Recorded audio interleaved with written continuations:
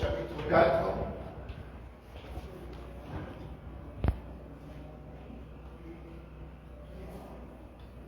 Esther chapitre 4, nous allons lire le 16e verset.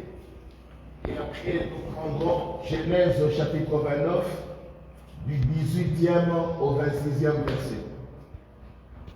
Genèse chapitre 29, du 18e au 26e verset. Et nous commençons par Esther chapitre 4, le verset 6. Nous suivons la parole de Dieu attentivement. Nous lisons Esther chapitre 4, le 16e verset. Va, rassemble tous les Juifs qui se trouvent assises et jeûnez pour moi sans manger ni boire pendant 3 jours, ni la nuit ni le jour. Moi aussi, je jeûnerai de même avec mes servantes, puis j'entrerai chez le roi malgré la loi, et si je dois périr, je périrai. Genèse chapitre 28 et 29, du 18e au 26e verset. Si c'est ta Bible, tu vas souligner malgré la loi. Là, c'est dans Esther chapitre 4, le 9e verset. Malgré la loi. Genèse 29. Genèse chapitre 29, du 18 à 26, nous lisons. Jacob aimait Rachel et il dit, je te servirai 7 ans pour Rachel, ta fille cadette. Et Laban dit, j'aime mieux te la donner que de la donner à un autre homme. Reste chez moi. Ainsi Jacob servit cette année pour Rachel, et elles furent à ses yeux comme quelques jours, parce qu'il l'aimait. Ensuite Jacob dit à Laban, donne-moi ma femme, car mon temps est accompli, et j'irai vers elle. 22.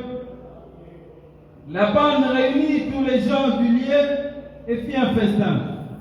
Le soir, il prit Léa, sa fille, et l'amena vers Jacob, qui s'approcha d'elle.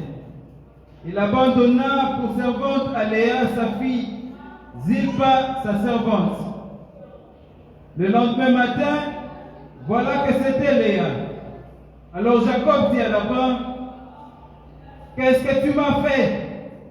N'est-ce pas pour Rachel que j'ai servi chez toi? Pourquoi m'as-tu trompé? 26. Le lendemain matin, 26, Laban dit, ce n'est point la coutume dans ces lieux de donner la cadette avant l'aîné. Amen. Père de toute grâce, ce matin nous ne sommes que des vases vides. Ce matin nous ne sommes que des enfants.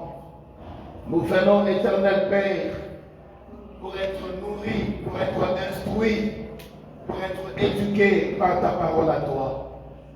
Toi qui connais, Seigneur notre Dieu, notre destin. Toi qui connais en particulier la vie, Seigneur notre Dieu, et le temps que connaît chacun de nous. Ce matin, nous nous abandonnons afin que ta parole, Seigneur notre Dieu, nous soit donnée.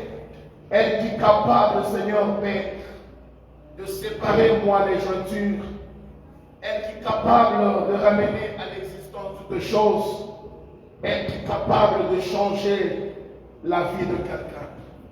C'est pourquoi, Père, parle-nous. Nous prions, Seigneur, que ta parole soit capable de sauver une âme ce matin. Même pour celui qui nous suit en ligne, que ta parole ait le même effet, produise de l'impact dans sa vie. Père, nous prions ce matin qu'une âme soit délivrée et être à ton service. Père, nous prions ce matin que ton Église soit préparée à la rencontre de toi, Jésus, cet époux glorieux qui viendra nous prendre. Merci, Père, entre tes mains nous nous abandonnons. Nous sommes faibles, c'est pourquoi nous recourons à l'énergie spirituelle qui est le Saint-Esprit. Où est nous, Seigneur, d'une huile fraîche? Où est nous, Seigneur, notre Dieu, de ton onction, afin de proclamer ta parole? Touche notre langue ce matin, non pas pour raconter notre vie, mais que nous parlions de ta part. Viens sceller ta parole ce matin, oh Dieu, afin qu'elle produise de fruits dans la vie de quelqu'un. Merci Seigneur. Donne-nous l'énergie tant spirituelle que physique pour la gloire de ton nom. Nous nous taisons, nous faisons taire tout bruit qui n'est pas de toi et nous laissons Jésus nous parler. Que le règne, la gloire et la majesté te reviennent pleinement dans notre Dieu. C'est dans le nom glorieux de toi Jésus que nous ferons ainsi de prier et ensemble nous disons Amen. Amen, amen. Avant de t'asseoir, j'aimerais que tu m'aides à saluer 2 ou 3 personnes. En leur disant, je suis très content de te voir ce matin.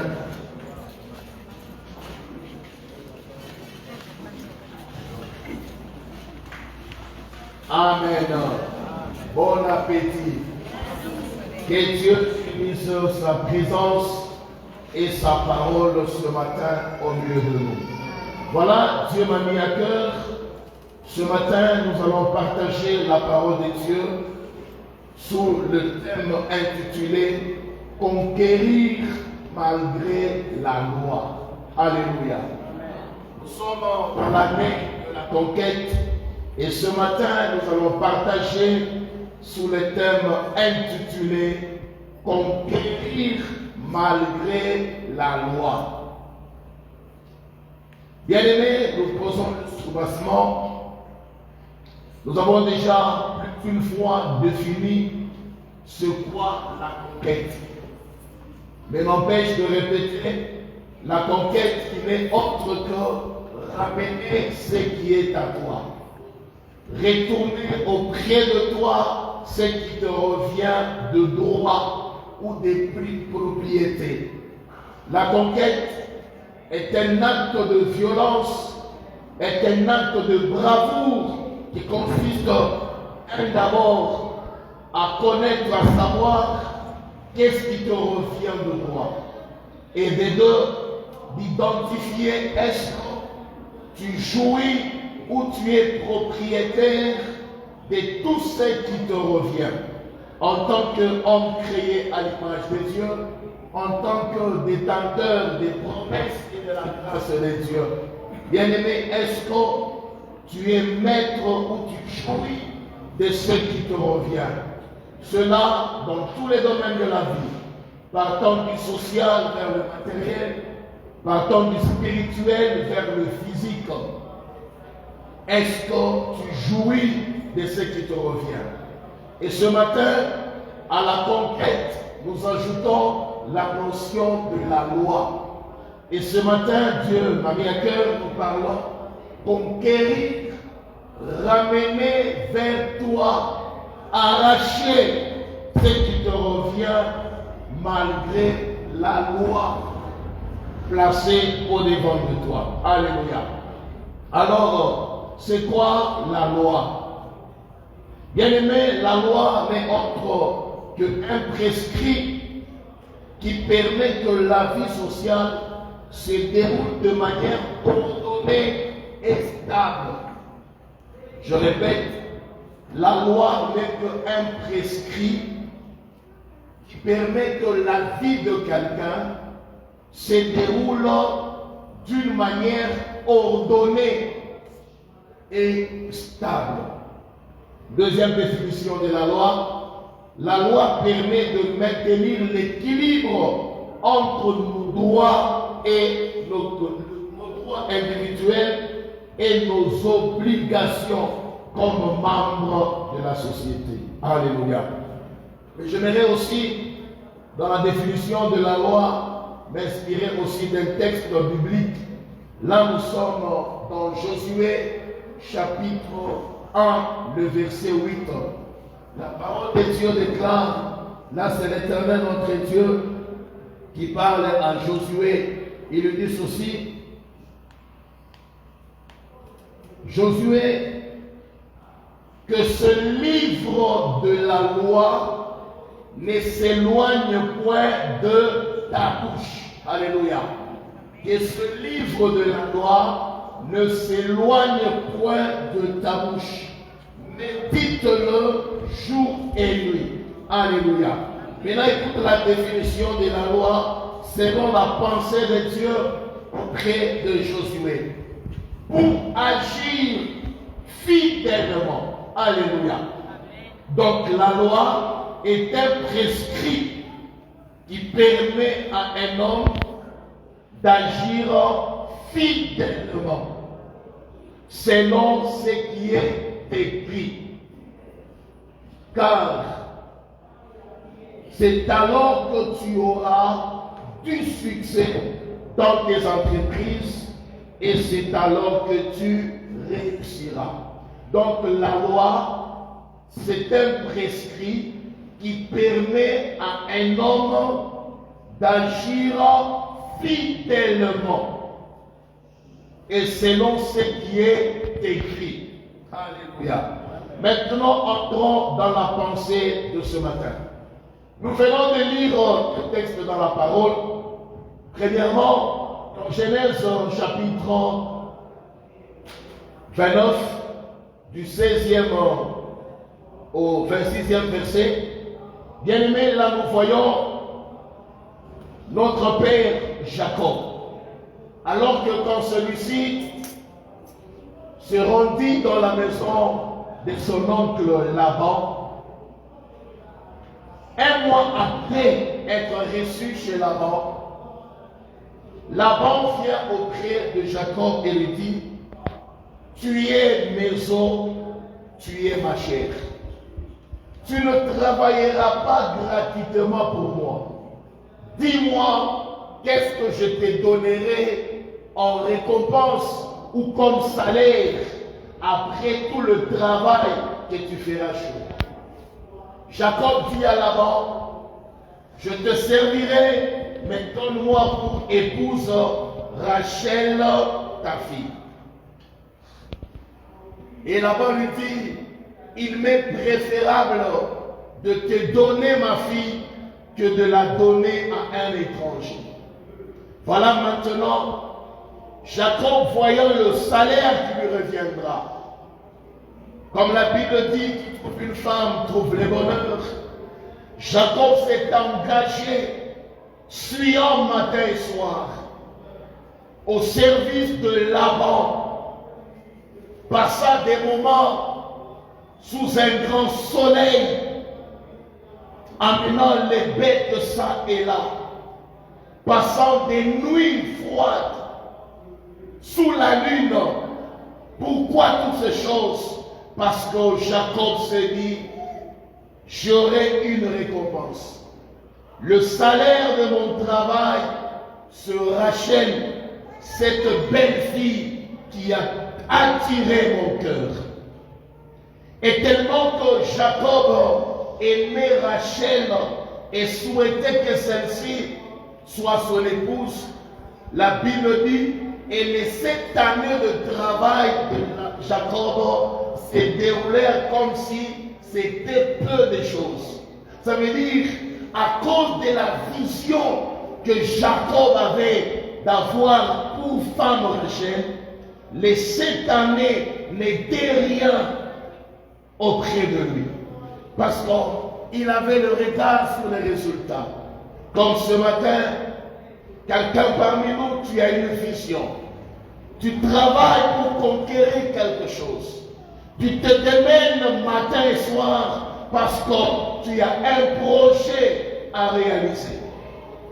Tu as un résultat à ramener. Tu as une victoire à remporter dans un domaine précis de la vie. Et voilà, Jacob se disait: ma femme sera Rachel. Au bout de 7 ans de travail, et voilà que maintenant le temps a sonné. Jacob revient auprès de son oncle pour lui dire: donne-moi maintenant ma récompense. Et Laban lui dit: ce n'est pas grave. Tu as travaillé et il t'est de droit que Rachel soit ton épouse. Amen. Et la Bible dit: on organisa un grand festin. on invita les gens de toutes parts pour venir célébrer cet événement de gloire. Et ce jour-là, Rachel, Jacob étaient préparés à cet événement de gloire. Et la nuit étant venue, Jacob, respectant le principe, et je crois que durant tout le temps de fiançailles, Jacob a honoré sa fiancée. La nuit venue, il se prépara pour avoir sa femme. Et curieusement, lorsque le matin vient, lorsque Jacob se réveilla, il regarda le fruit de son travail. Lui qui s'attendait à avoir pour femme Rachel, lui qui s'attendait à avoir pour fruit, résultat des peines sous le grand soleil, Rachel. Mais curieusement, quand il ouvrit les yeux, il se rendit compte qu'il avait avec lui Léa. Alors que le salaire de son travail, c'était Rachel. Il se révolte. Il va voir son oncle pour lui dire, mon oncle, qu'est-ce que tu viens de me faire? Est-ce que nous ne sommes pas convenus qu'après les 7 années de travail, tu me donneras Rachel pour femme? Bien-aimé, écoute la réponse de Laban. Laban lui dit ceci à Jacob. Il n'est pas des coutumes chez nous. Alléluia. Ce n'est pas une loi. Mais écoute, il n'est pas des coutumes. Pour dire, ici chez nous, il y a une loi imposée. Il y a un principe à respecter. Il y a une ligne de conduite que tout le monde est appelé à observer. Il est vrai, je t'avais promis qu'au bout de cette année, je te donnerai Rachel pour femme. Mais il y a une chose là, Jacob, que tu ne savais pas. Ici chez nous, on ne peut jamais donner la cadette avant l'aîné. Alléluia. Voilà que quand Jacob réclame sa récompense, quand Jacob réclame son droit, on lui dit, oui, nous reconnaissons ton droit, mais il y a une loi.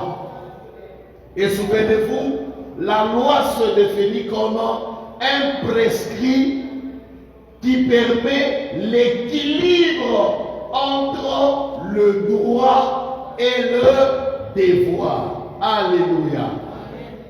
La loi, c'est l'équilibre entre le droit et le devoir.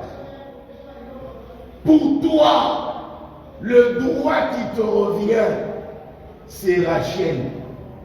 Mais pour moi, le devoir à l'égard de ma famille, je ne peux pas donner la cadette avant l'aîné. Je reconnais ton droit, tu as travaillé, mais je dois respecter mon devoir. La question que je me suis posée, pendant que Laban promettait à Jacob que je te donnerai Léa, ma fille, Rachel, ma fille, est-ce que Laban ne connaissait pas la loi? Alléluia. Quand Jacob dit à Laban, je travaillerai pour toi et en retour, donne-moi Rachel pour femme. Laban a accepté. Il a dit, il m'est préférable de te donner Rachel que de la donner à quelqu'un d'autre. Or, pendant que Laban répondait à Jacob, Laban savait Alléluia. Est-ce qu'on peut nous lire Deutéronome chapitre 6 pour que nous comprenions très bien? Bien-aimé, aujourd'hui, tu travailles pour un projet. Tu t'investis pour un projet bien défini. Tu te prépares matin et soir afin qu'au bout du temps, que tu puisses ramener le gibier. Mais écoute ce que dit la parole de Dieu. Deutéronome chapitre 6, le verset 6 à 7. Et ces commandements que je te donne aujourd'hui seront dans ton cœur. Ah, tu peux t'arrêter là-bas. Là, c'est l'Éternel Dieu qui dit à Moïse, les commandements que je te donne aujourd'hui, c'est pas encore fini, hein? Les lois que je te prescris aujourd'hui, tu feras quoi? Seront dans ton cœur. Seront dans ton cœur.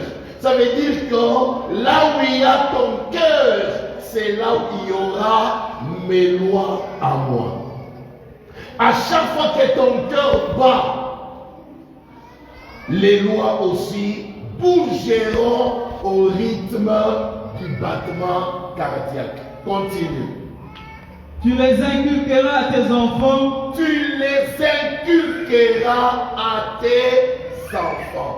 Ça veut dire, il est d'un devoir pour un parent normal de communiquer, d'inculquer à ses enfants la loi. Alléluia. Parce que la loi, c'est un prescrit qui établit l'équilibre social. Ça permet à un individu de se comporter normalement dans la société. Alléluia. Chers parents, donc ici, c'est une interpellation. Tu les communiqueras à tes enfants. Alléluia. Continue. Et tu en parleras quand tu seras dans ta maison, quand tu iras en voyage, quand tu te coucheras et quand tu te lèveras.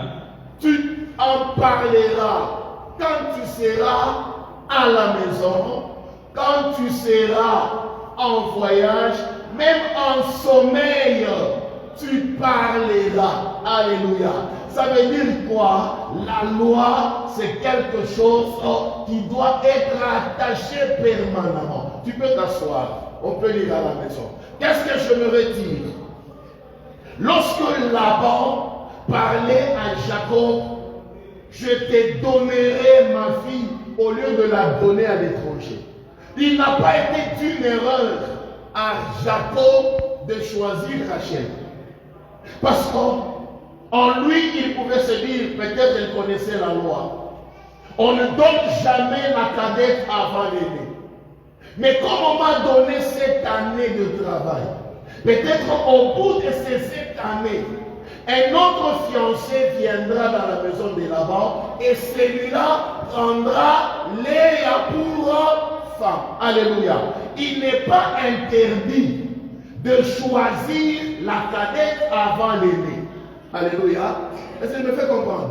Il n'est pas interdit que la cadette entre en fiançailles avant l'aîné. Mais il est interdit à l'aîné de se marier avant la cadette. Ici, je voudrais attirer notre attention.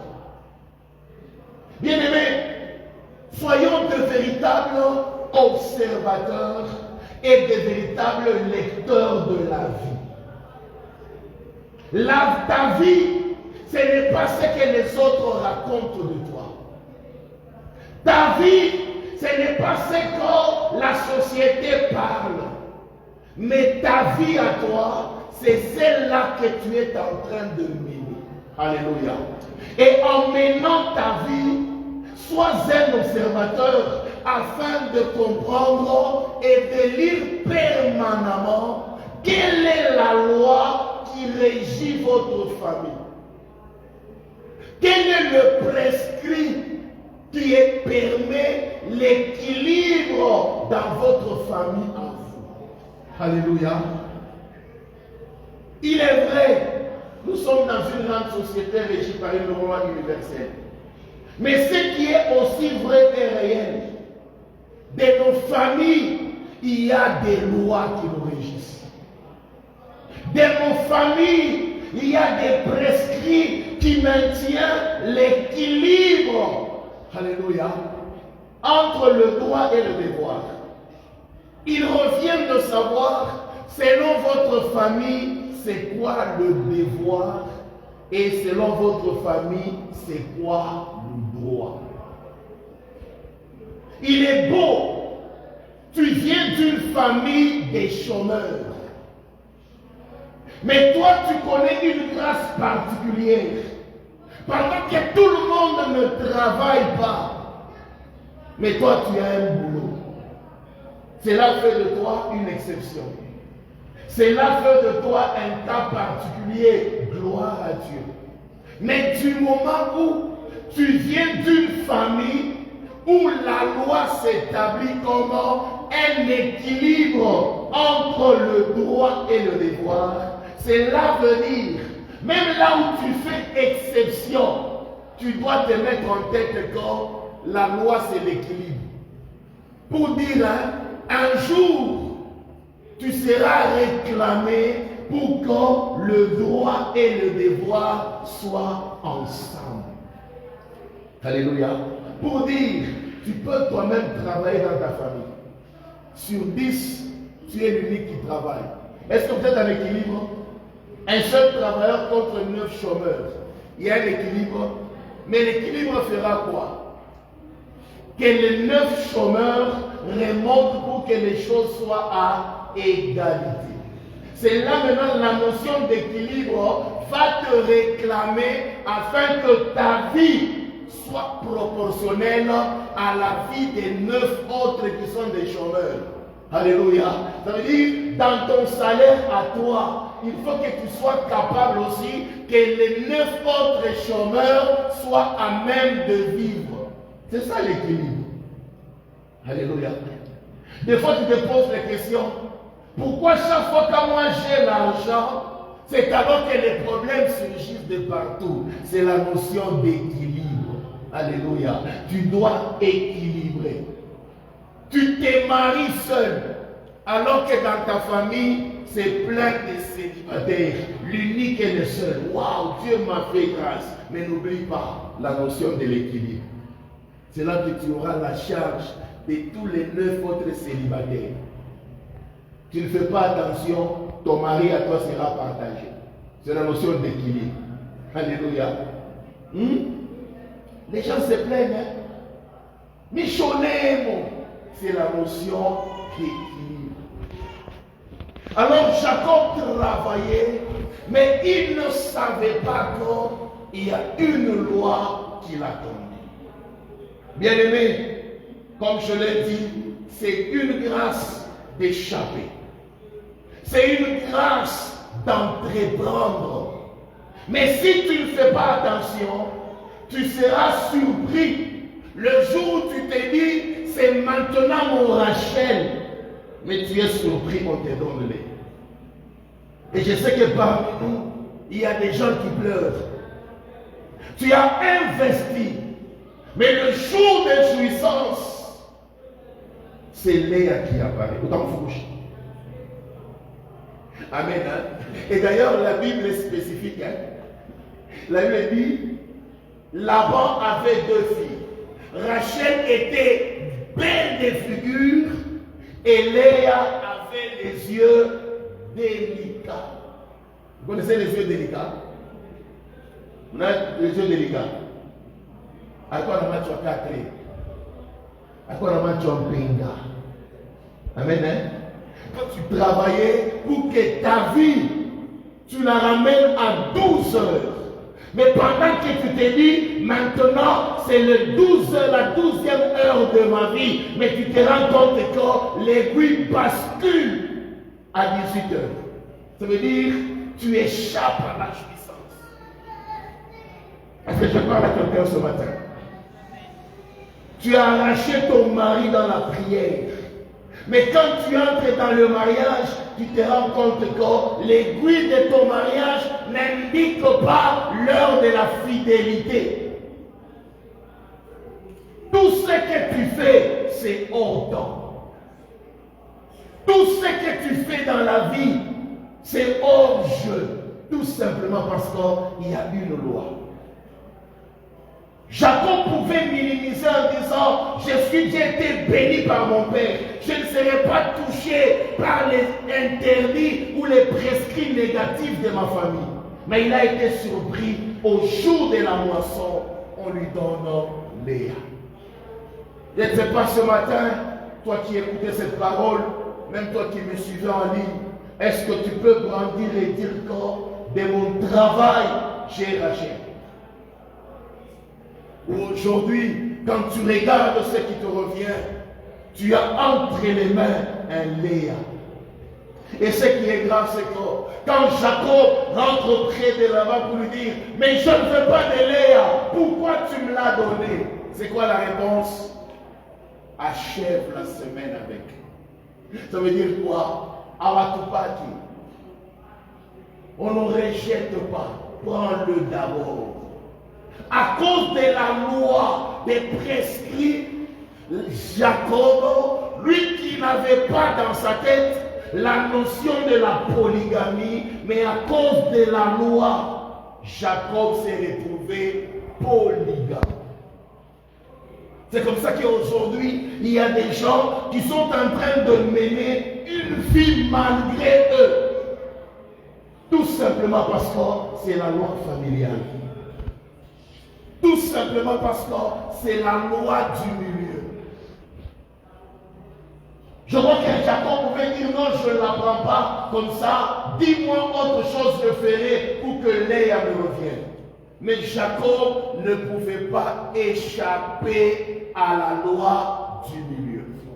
Regarde bien aimé et observons attentivement nos vies. Est-ce qu'aujourd'hui, tu peux dire, je suis le reflet de mon projet. Mon mariage est le reflet de mes rêves. Mon travail est le reflet de mes projets.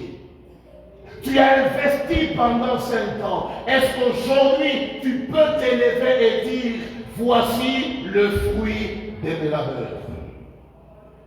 Beaucoup, nous nous trouvons avec les Rachel, les Léa, tout simplement parce que la loi l'oblige. Alléluia. Amen. Et ce matin, j'aimerais nous interpeller à savoir quelle est la loi qui gère votre famille. Quelle est la loi qui gère votre famille? Alléluia. Amen. Quelle est la loi qui gère votre mariage?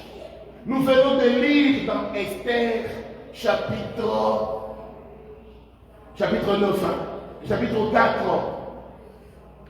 Si vous lisez à partir du 9e verset, vous descendez, vous allez voir que Esther était légalement mariée.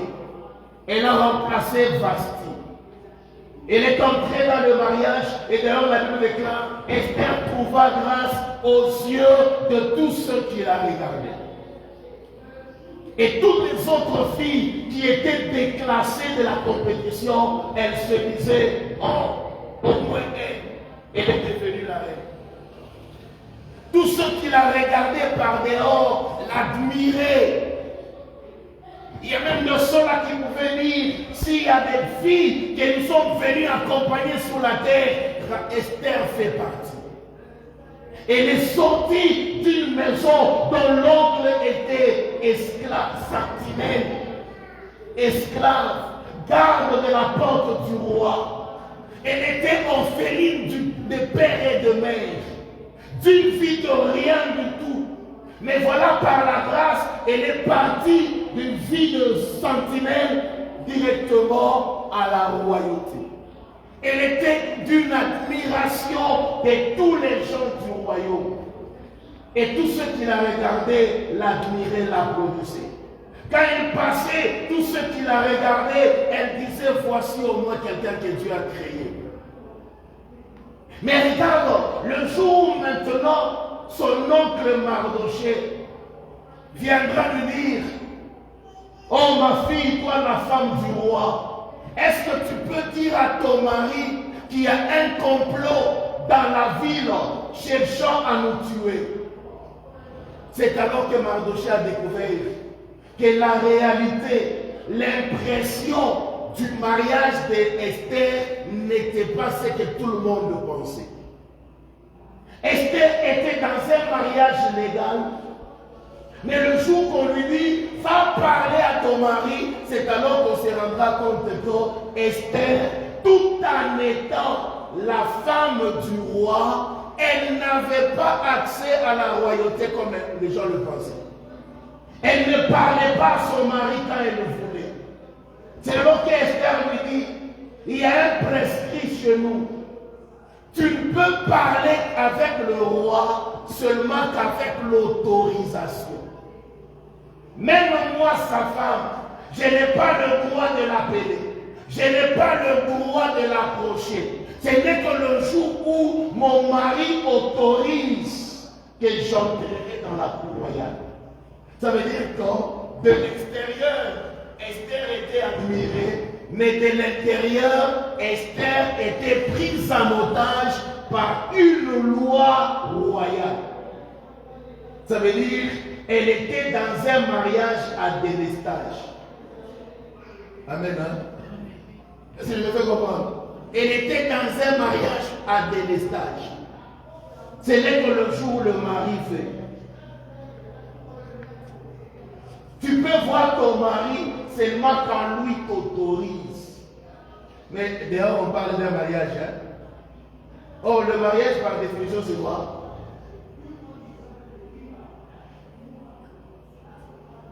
Le mariage, par définition, prenons la définition la plus simple. L'homme et la femme sont unis. Et d'ailleurs, aujourd'hui, on parle de 1 plus 1 égale 1. Parce que les deux sont inséparables. D'ailleurs, on dit, personne ne séparera ce que Dieu aura uni. Mais Esther, pendant qu'elle dit dehors, tout le monde parlait de 1 plus 1 égale 1. Mais dans le mariage d'Esther, il n'y avait pas de 1. Il y avait des 0,08, 0,17. 0,03. Ça veut dire qu'avant d'atteindre le résultat, la somme là, il y avait des petits chiffres là-dedans. Comme la Bible dit, et Salomon avait combien de femmes? Elle avait autour de 1000 femmes. Bien aimé, imagine encore un mari qui a avec lui 1000 femmes. Une année à 365 jours. Et si Salomon devait respecter la fidélité, en passant par chez chacune de ses femmes une nuit, si elle passe chez toi aujourd'hui, il reviendra quand? L'année prochaine. Il reviendra 3 ans après. C'est la fidélité. Et il te dit, je suis fidèle à toi. Ce n'est pas mon problème, je suis roi. Et le sang royal m'oblige d'avoir 1000 copines. Donc chez toi là, ça veut dire que comme on a dit pendant d'y aller le 7 juillet, passons la calendrier. Tu as fait un calendrier à 2026-27. Comme le 4 Onengia, année bissextile, année civile, 365, 366. Ça veut dire que ton mari à toi ne reviendra pas le 7 juillet 2026. Mais ton mari à toi reviendra peut-être le 14 août. Mais entre-temps, quand les enfants viennent dire, maman, tu vas dire à papa qu'on nous a demandé l'argent. Et pendant que l'enfant dit, maman, tu vas dire à papa, maman dit dans son cœur, bateau, comme on a eu à carte de stage, il système comme nyumba, donc on va dire à mon le 14 août 2026, alors que tu dois payer le minerval demain. C'est ça le prescrit de la loi. Esther était mariée, mais Esther était gérée par la loi de l'intérieur.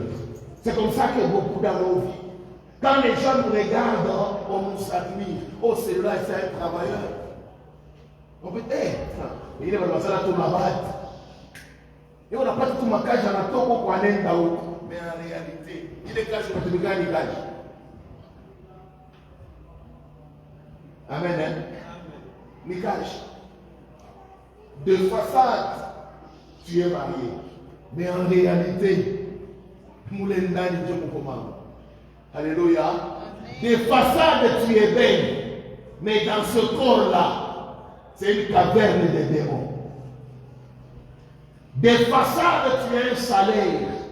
Mais en réalité, c'est comme ça que Esther, tout en étant à l'intérieur, mais une loi l'avait pris en otage. C'est pourquoi j'ai dit, la vie, ce n'est pas ce que les autres croient que tu as. Mais la vie, c'est celle que tu es en train de vivre. Comme on dit, comme toi aussi ce matin, tu connais bien la réalité de ton mariage. Maintenant, je vais poser la question, est-ce que tu es marié? Amen. Hein? Est-ce que tu es marié? Bon. Est-ce que tu es un travailleur? Parce que tout travail mérite un salaire. Et Dieu dit, je bénirai l'œuvre de tes mains.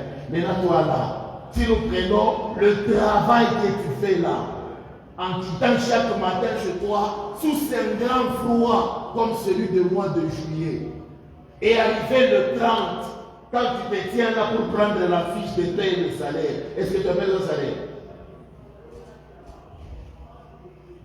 Mungu atushindie. Amen. Nasema nini? Mungu atushindie. Il y a des lois qui nous régissent.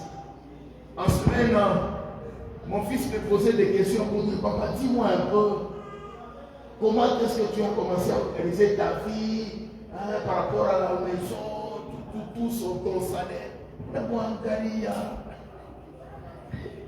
je dis, papa, est-ce que tu peux m'expliquer un peu les calculs, comment tu fais les répartitions pour que de ton argent, tu enlèves un peu le minerval, de ton argent, bon, tu penses un peu à la maison, on doit manger. Hein? Bon, je le regarde et dis, petit, pourquoi cette question? Je dis, bon, papa, ne me dis pas tout. Je voudrais savoir un peu, c'est dans quelle rubrique où tu enlèves l'argent des pains.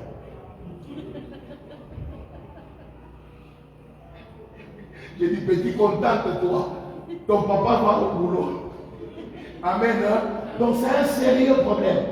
Il y a des vies qui sont prises en otage par de lois. De l'extérieur, tu es bien. Mais au-dedans, là, il y a une loi qui te met mal à l'aise. Alléluia. Il y a une loi qui te met mal à l'aise. C'est comme ça que Esther, de l'extérieur, appréciait, mais de l'intérieur, c'est un problème. Naman, pas Aman, Naman. La Bible dit Naman, un homme sur qui le roi s'appuyait. Un homme de considération. Ça veut dire que Naman était un général sur qui le roi comptait pour gérer la stabilité de son trône. Cet homme que tout le monde admirait, voici quelqu'un, si Dieu me donnait aussi cet avantage, oh, je serais heureux.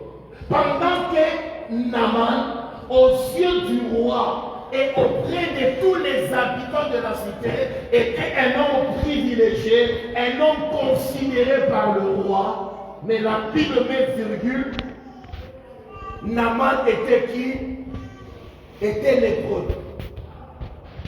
Seule la petite fille et sa femme, ceux-là qui habitaient dans sa maison, connaissaient qui était réellement Naman. Quand il sort de la maison, tout le monde le sait. On lui préparait le cheval.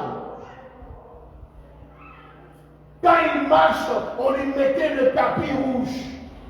Mais alors qu'en réalité, Naman était un lépreux. Je crois que le jour où il y avait les réunions de l'état-major, ou conseil ministériel, c'était des réunions qui pouvaient commencer à 10 heures et se terminer à 20 heures. Pendant que tout le monde, les rues qui étaient héros en prenant le secret. Mais Naaman dans son cœur, il se disait, oh roi, n'est-il pas possible d'élever la réunion parce que naïs Soukoutoui, naïs Komani Konayo, Maoumdi Nawasha, est-ce que tu ne peux pas me laisser aller me gratter? Pendant qu'à l'extérieur on l'admire, mais au-dedans de lui il est lépreux. C'est pourquoi dans la vie de foi, arrêtons de nous convoiter. Est-ce que j'ai parlé à quelqu'un? Arrêtons de nous envier. Il y a des gens même qui se font du mal.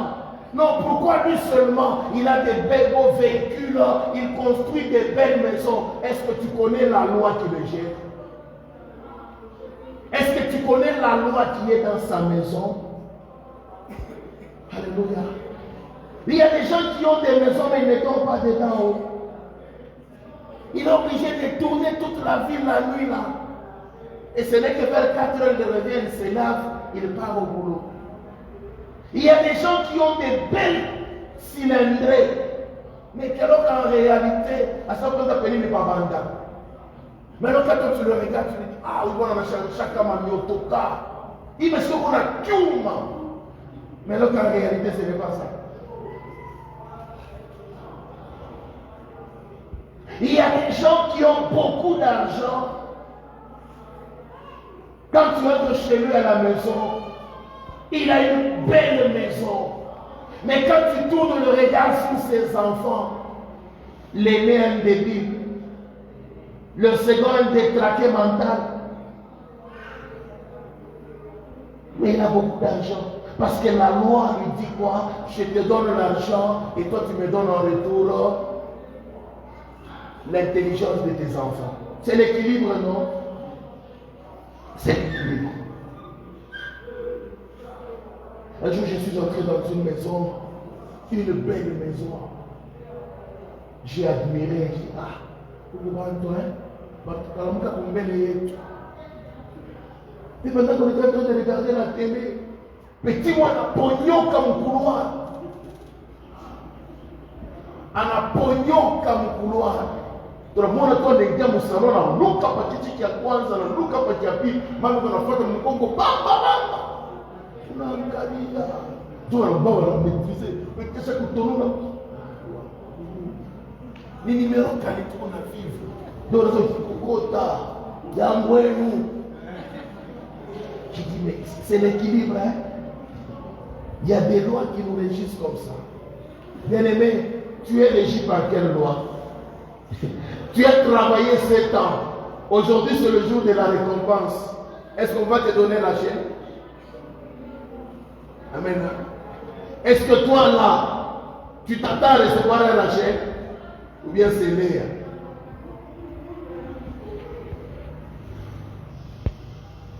Alléluia. Est-ce que j'ai parlé à quelqu'un? C'est qui n'y a rien nuit. Il y a plus intimidé là, il y a seulement. Amen. Hein? Mais voilà encore.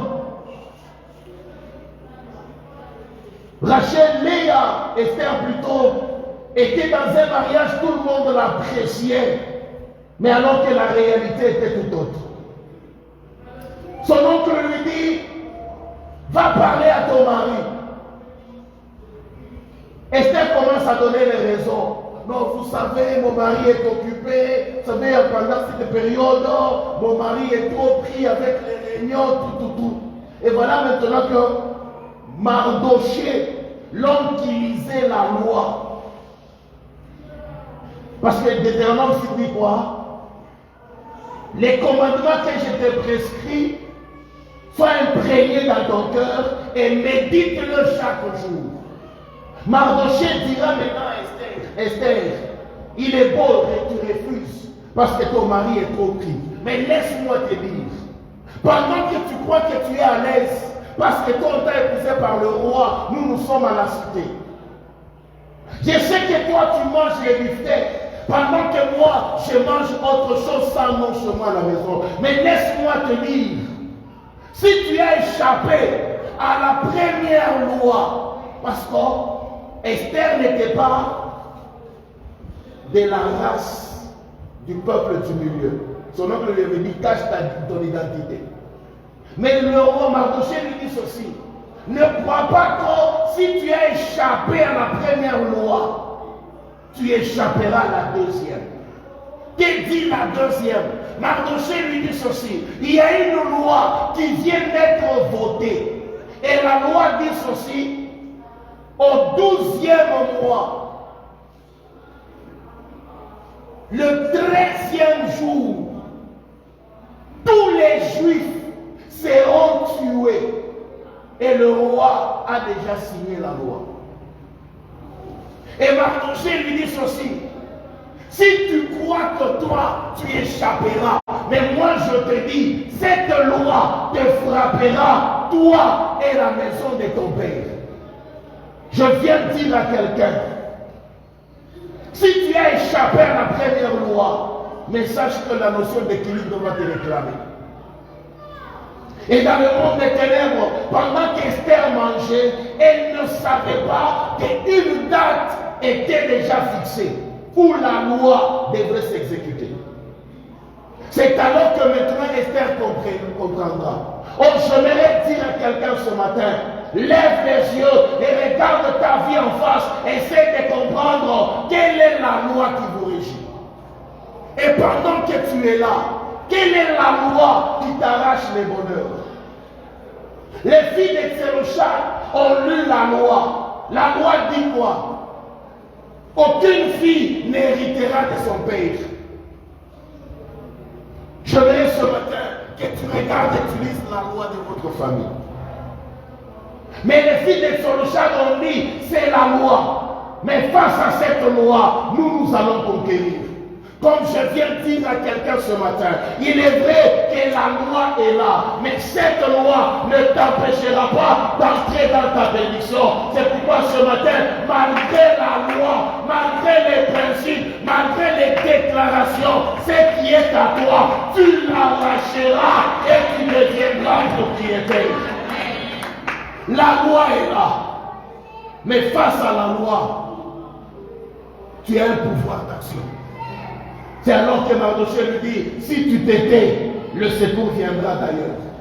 C'est comme ça qu'Esther maintenant s'élève et dit, malgré que la loi est là, s'il faut périr, je périrai, mais pourvu que j'entre. Ce matin, Dieu m'envoie de dire à quelqu'un, ce message, le message de ce matin, c'est un message pour révolter quelqu'un. Tu as longtemps subi, tu as longtemps souffert. Tu as longtemps vécu dans une vie qui ne reflète pas ce qui te revient réellement. Jusqu'à quand tu subiras? Ce matin, je t'annonce, malgré la loi, lève-toi, revendique ce qui est à toi. Revendique ce qui est à toi.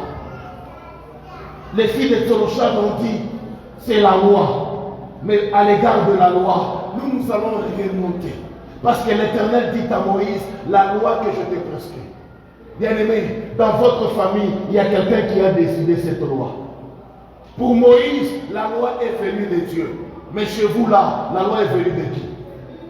De voir ton mari après une semaine, cette loi vient de qui? Pour vous là, cette loi vient de qui? Quand tu travailles, tu ne sais pas quand est-ce qu'on va te payer. Cela vient de qui?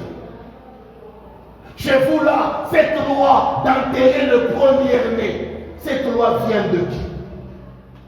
Oh bien-aimé, il est temps de nous lever et de revendiquer que la loi tombe ce matin au nom de Jésus. Un jour, j'ai écouté le témoignage d'une maman qui m'a fait pleurer. Bien-aimé, il y a des familles qui ont des lois. Hein? Je sais que chez vous aussi, il y a des lois. Une maman a donné son témoignage, elle dit, tu sais, je viens d'une famille où tous ceux-là qui naissaient en position impaire devraient mourir. Est-ce que quelqu'un me comprend? Dans la famille, tous ceux-là qui naissaient en position impaire devraient mourir. Ça veut dire, vous êtes dans une famille, l'aîné doit mourir, le deuxième reste. Le troisième doit mourir, le quatrième reste. Le cinquième doit mourir, le sixième reste. Et qui malheureusement est né en position impaire. Il était candidat à la fois. Alléluia. C'est une loi. Bien aimé, chez vous, c'est quelle loi? C'est comme ça qu'Esther s'est dit, malgré la loi, s'il faut périr, je périrai. Mais ce que je sais, aujourd'hui, j'entrerai chez le roi, je réclamerai. Ce matin, je viens parler, révolter quelqu'un. La femme à la perte de sang, elle savait, il était interdit à une femme de son état de toucher un sacrificateur. La loi était au devant de sa vie, mais elle s'est dit, j'allais souffrir de trop. 12 ans d'enseignement, ça c'est qu'elle vit. Il me vaut mieux mourir. Si je dois mourir, je mourrai. Mais ce que je sais, Jésus ne me tuera pas. Je le toucherai pour être guéri. Oh, je parle ce matin, révolte-moi de la situation. Ce matin, Jésus est enseignant. Il va changer ta situation. Même si la société l'est pour brandir la loi, il est ton défenseur. Il parlera en ta faveur. S'il faut changer la loi, Jésus la changera ce matin. Jésus la changera ce matin. La femme à la perte de sang, elle n'avait pas été lapidée. Mais par contre, elle a été sauvée. Tu sais ce qui te tue? C'est la peur de la loi. Un garçon m'a raconté son histoire la semaine passée. Il m'a dit, pasteur, prie pour moi. Il dit, quel est ton sujet de prière? Il dit, papa, dernièrement nous étions en réunion de famille. J'ai osé seulement dire, montrez-moi là où vous avez enterré ma mère. Il a négé à maman. Depuis ce jour-là, je connais des sérieux problèmes dans ma famille. On me dit, de quel droit tu peux nous demander où est-ce qu'on avait enterré ta mère? Est-ce que c'est un problème? Oh, ce matin, malgré la loi, tu vas arracher ce qui te revient. C'est comme ça que, bien aimé, ce matin, je vais te proposer 2-3 schémas que tu vas appliquer afin de ramener ce qui te revient de droit. Le premier schéma ou la première démarche, Esther, face au danger qui était la loi, qui disait tu ne peux pas entrer dans la face du roi si celui-ci ne t'appelle. Esther a appliqué premièrement le schéma de la foi. Elle a dit, s'il faut mourir, je mourrai. S'il faut périr, je périrai. Mais ce que je sais, mon Rédempteur est vivant. L'Éternel est vivant. Mon protecteur est vivant. Il ne m'abandonnera pas. Il ne me délaissera pas. Oh, ce matin, si tu es saint et prends le risque en disant, je m'engage. S'il faut mourir, je vais mourir. Mais ce que je sais, Jésus-Christ, le Dieu de ton salut, ne t'abandonnera pas. Le Dieu de ton appel ne te délaissera pas.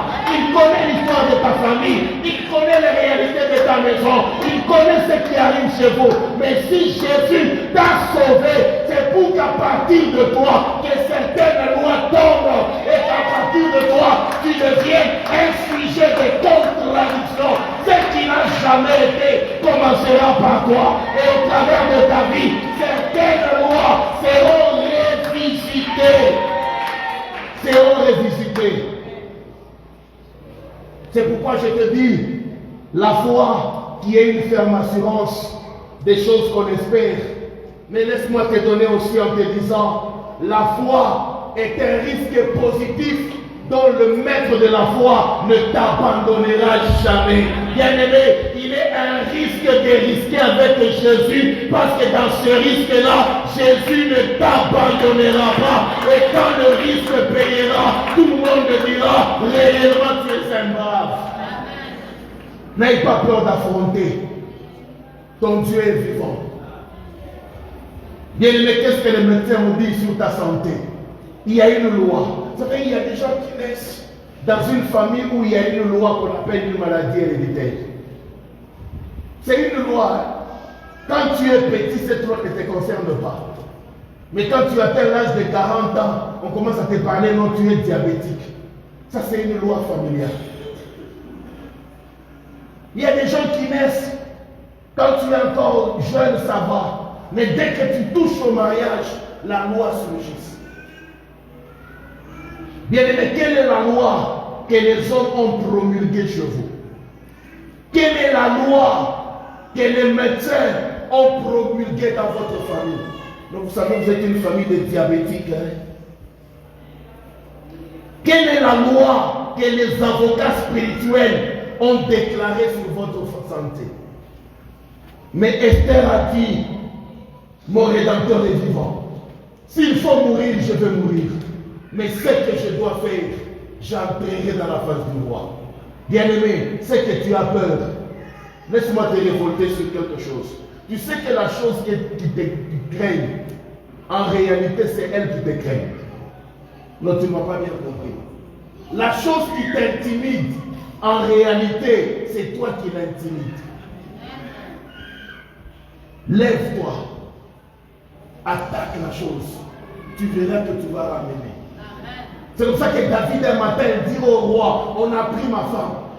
Après avoir pleuré, David se lève, il dit, ô roi, ô Dieu, attaquerai-je, rattraperai-je, ramènerai-je. Bien-aimé, quand David a parlé, il a eu la faveur de Dieu.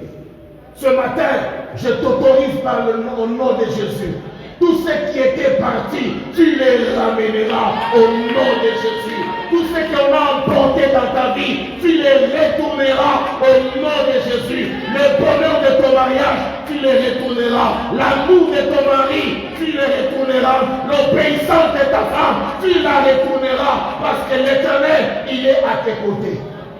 Toi qui écoutes la parole ce matin. Le deuxième chemin qu'a appliqué Esther. Bien-aimé, laisse-moi t'annoncer que Dieu est capable de soutenir ta cause. Alléluia. Je viens parler à quelqu'un ce matin. La loi est là, mais nous avons un avocat. Nous avons quelqu'un qui parlera mieux de notre vie auprès du Père. Si sur la terre tu n'as pas de défenseur, mais au ciel tu as quelqu'un qui défendra ta cause, qui parlera en ta faveur. Les filles de Thérocha, quand ils ont dit à Moïse, parle à Dieu, même si c'est lui qui a parlé, mais il est capable. Bien-aimé, Moïse a parlé à Dieu. L'Éternel lui dit quoi? Les filles de Thérocha ont raison. Vous leur donnerez la part qui leur revient.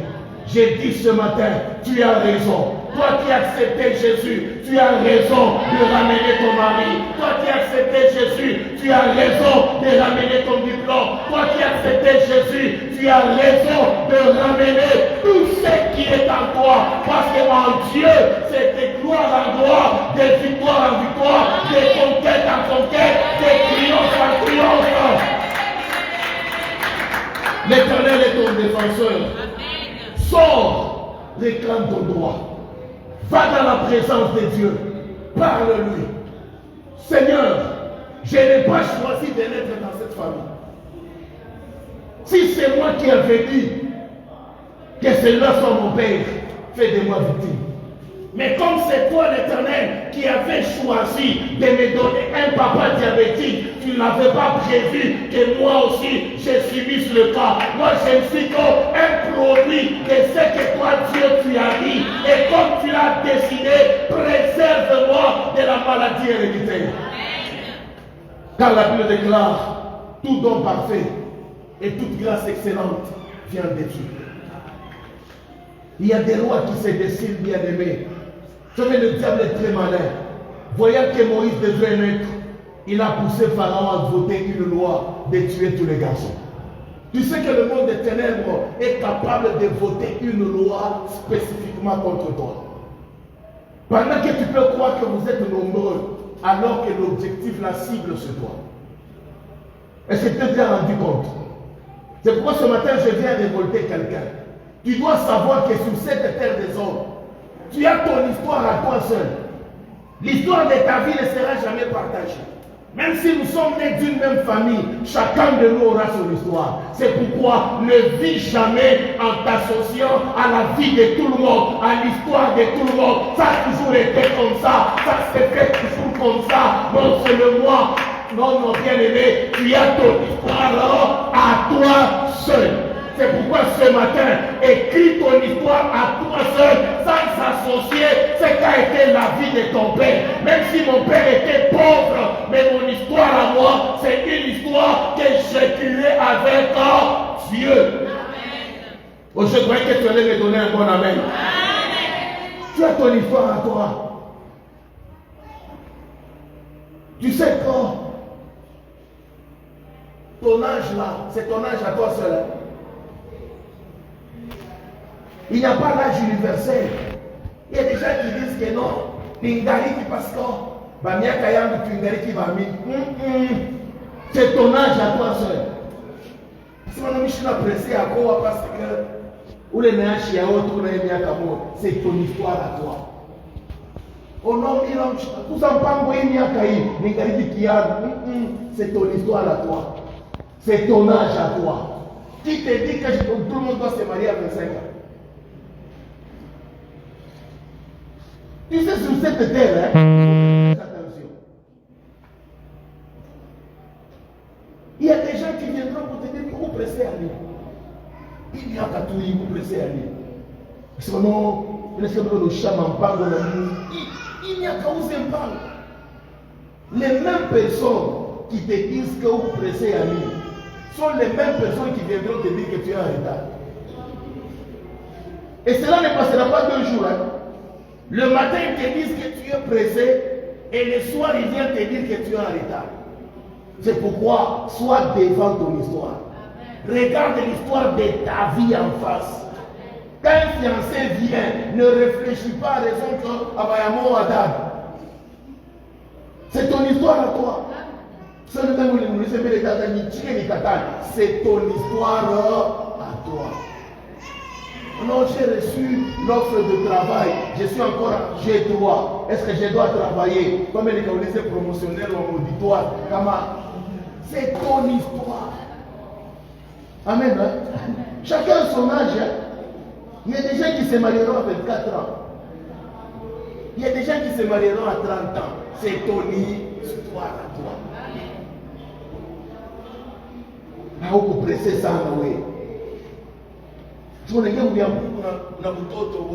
Sache que c'est ton histoire à toi. Parce que tu ne sais pas pourquoi Dieu veut que toi là, à 15 ans, tu sois déjà dans l'église. Parce qu'il sait que s'il te laisse dans le monde à l'âge de 23 ans, tu as coupé. C'est pourquoi il te récupère en avance. Il t'amène à l'église. On a peut-être bien Mungu na butoto. Autoria vie. Fini. C'est quoi la vie? Hein? Qui connaît la définition de la vie? Pendant mon tombé la faille viva. L'oyenge, comme ça, c'est comme on est dit, juste à quoi récupérer. Qui te dit ça? C'est quelle école qui dit qu'il faut d'abord pour faire viva, juste s'autoriser? Utafuatilia mwenzako yeko na lamu yake. Wona tuanga moto kichwa hivi demo après tunakushindikisha. Tenda kushika wapi?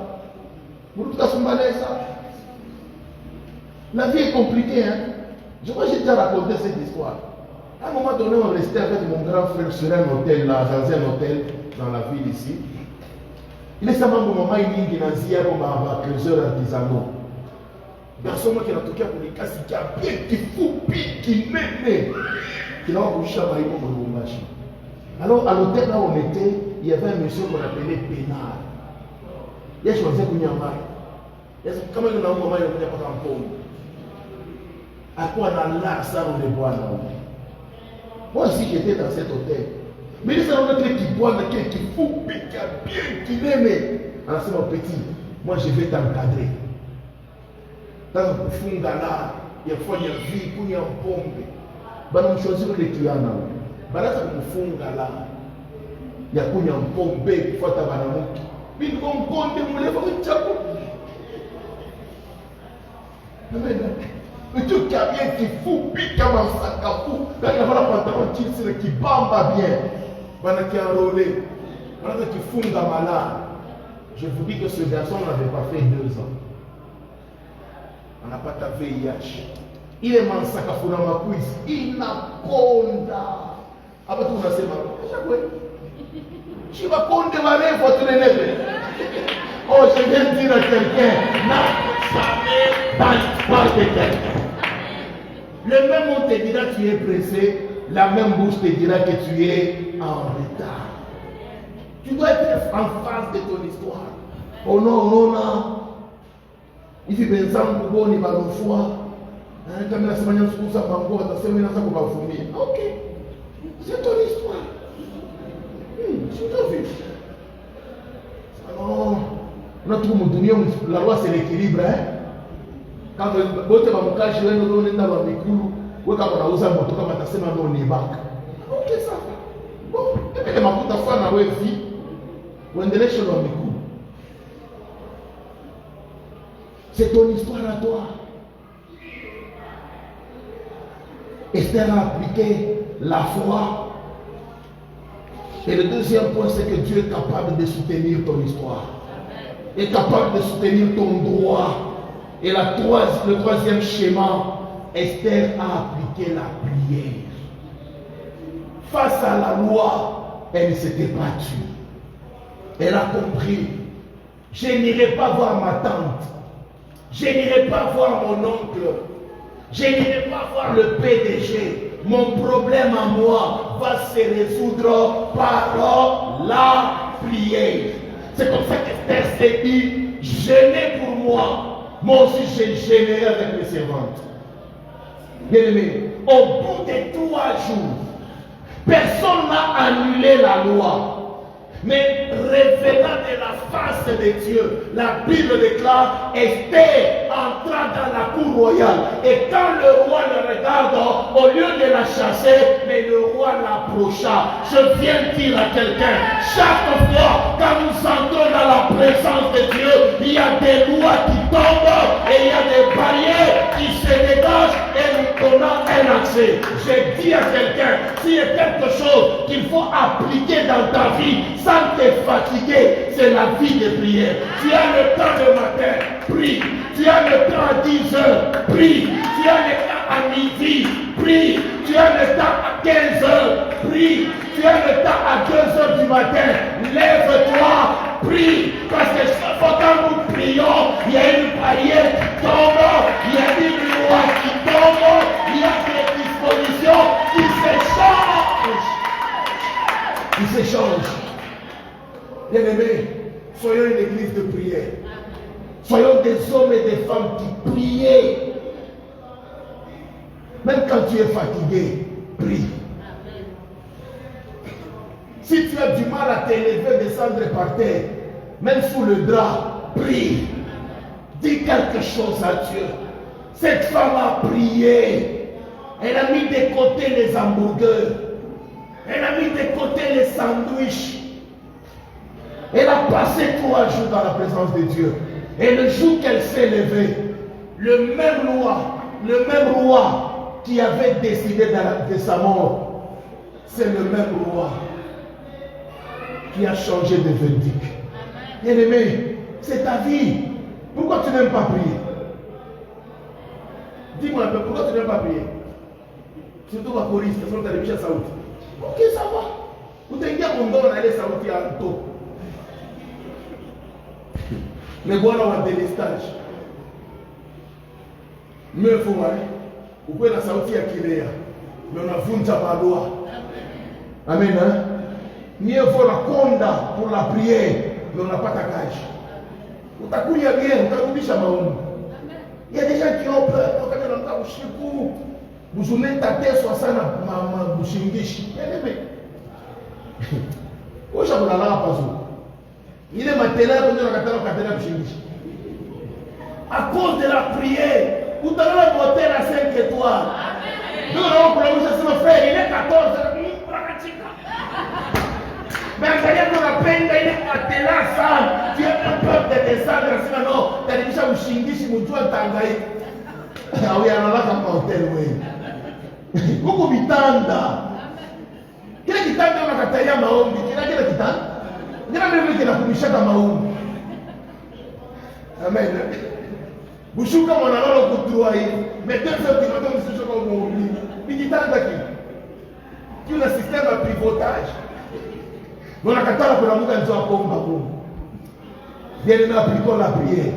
Utalala pazuri. Tu es capable de te restituer le sommeil. Il t'appelle usiku mumoya. Mais kwa pakitanda kimoya unalala unasaba sema unekalaka. Leo kuna mshiro. Ushoka katika. Leo ni shuka. Ushoka calendrier. Il m'arrive souvent quand je voyage, on m'appelle toujours Canileo. Ni phénomène calme. Quand je sais que date. Tout dans la pazouille. Oh non, tu sais, si je dois prier, oui, je supporte que ça. On aurait dû arriver. Amen. Pourquoi il y a courir? Ah, Nzambe. Ben, côté de commerce, il doit se continuer, c'est bien goût. Tanzia wa.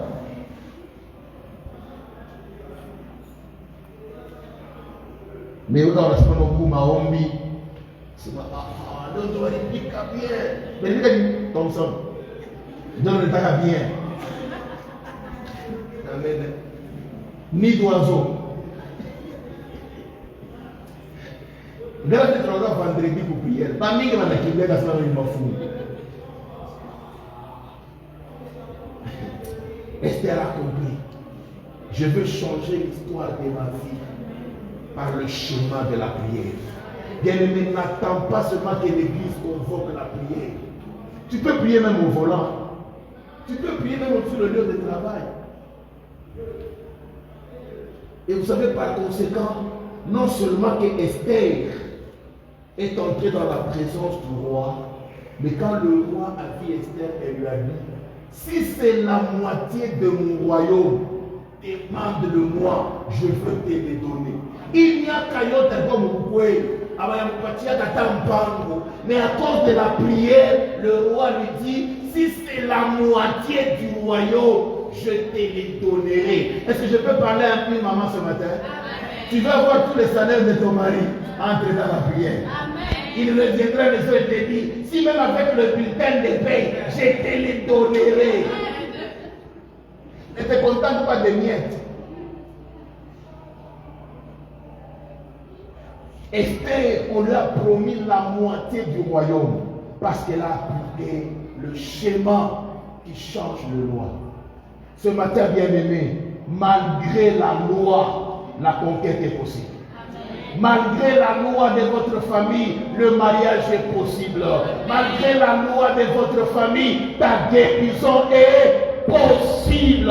Mais ce que tu dois, identifier quelle est la loi qui régit votre famille. Toi qui as l'habitude d'aller voir les hommes pour résoudre ton cas, ce matin je te propose, il est bon d'aller voir les hommes. Mais il y a quelqu'un qui est au-dessus de la loi. Il s'appelle l'Éternel notre Dieu. Et ce matin, il changera la vie de quelqu'un. Que l'Éternel notre Dieu nous bénisse.